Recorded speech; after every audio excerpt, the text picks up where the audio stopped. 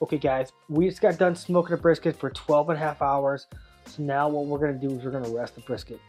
This is very important you let it rest. So us being backyard cooks, we don't have an expensive warmer to just hold our brisket at 160 degrees all night long. So I basically came up with my own way here. I don't like really using the oven just because I feel like it's just the temperature is too inconsistent. So what I like to do is I like to get a cooler, and then I have basically a heated blanket in here. This is a good Yeti cooler, so I know it's going to hold the temperature.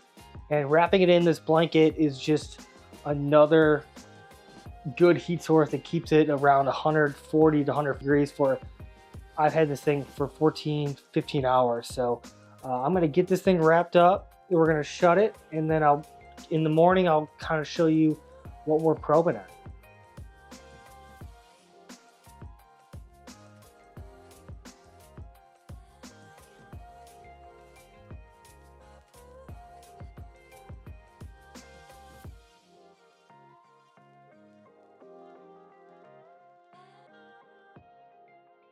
Hey, good morning, guys. It's the next morning. It's been 14 and a half hours since we've looked at this brisket, so let's get this thing open and see what we're probing at.